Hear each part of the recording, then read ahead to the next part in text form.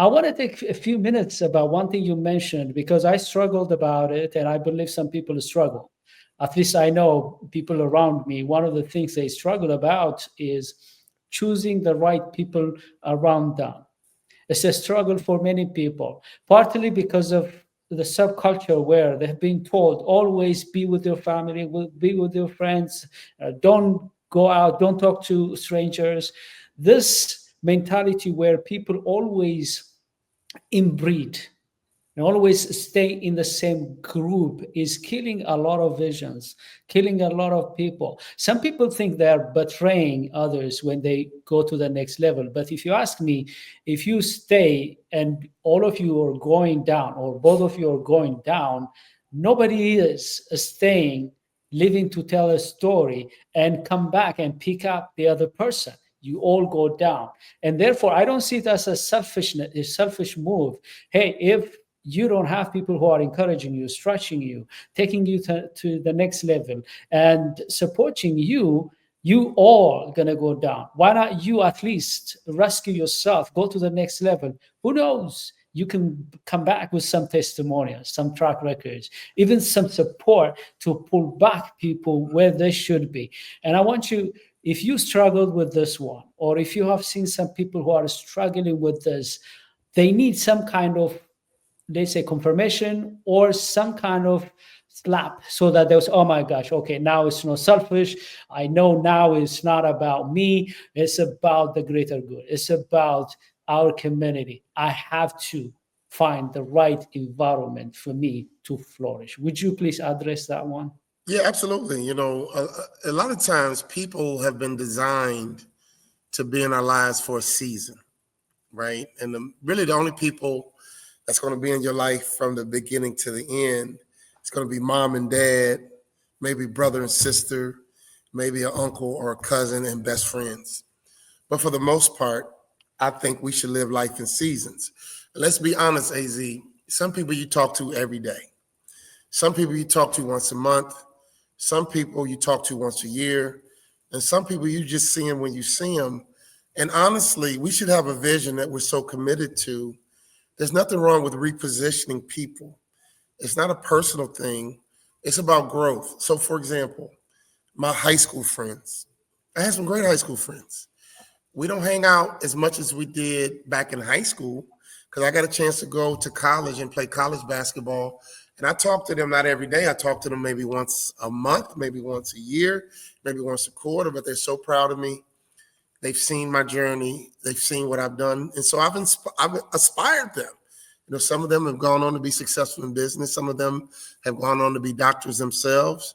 One of my friends growing up, he became an NBA referee. I would like to believe somehow, some way, a little part of my journey inspired him to go forward because he saw me do it. Why not me? And so that's an example of my high school friends. Although we used to hang out every day, once I left high school, we didn't anymore, but we still had contact, and I was able to be an inspiration to them.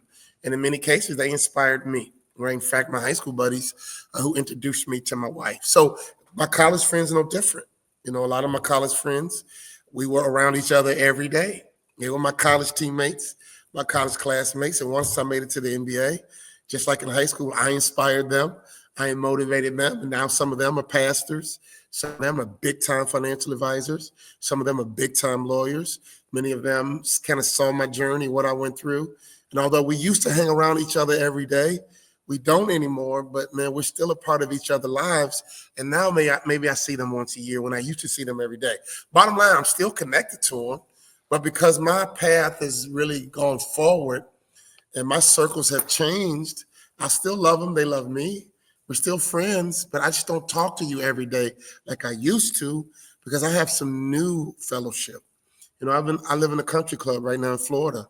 I mean, we have 6 billionaires in this neighborhood.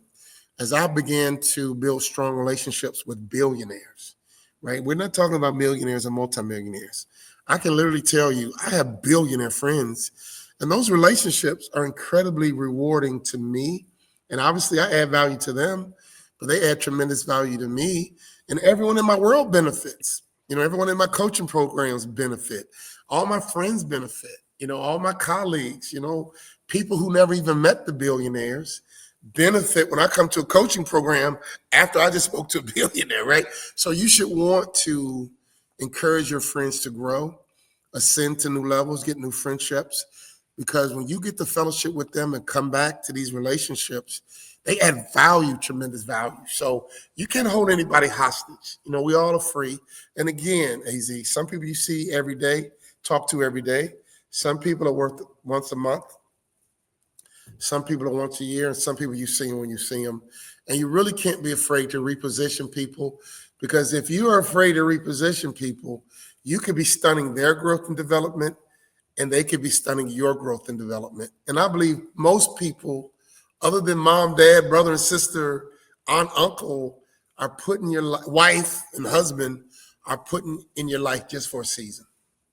Thank you for explaining that. The context is very powerful, and we should have that compartmentalization with which kind of networks that we need to spend our time in, with whom we should also keep in touch and stay connected. But at the same time, we have to go out, find like-minded people where we are appreciated. There is a powerful saying: don't stay where you are tolerated, be where you are appreciated. And sometimes you are in a circle, but you're not appreciated. You are just tolerated. Maybe you have this big vision.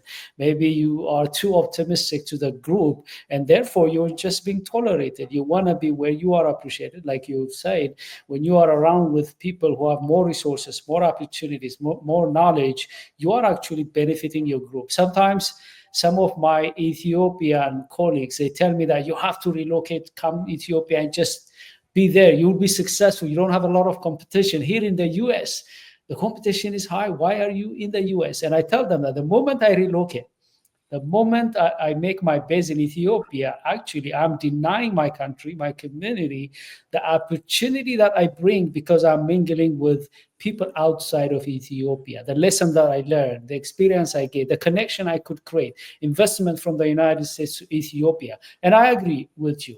When you go out, you're not going out for yourself. You're going out for your family. You're going out for your community. You're going out the people who could benefit from you.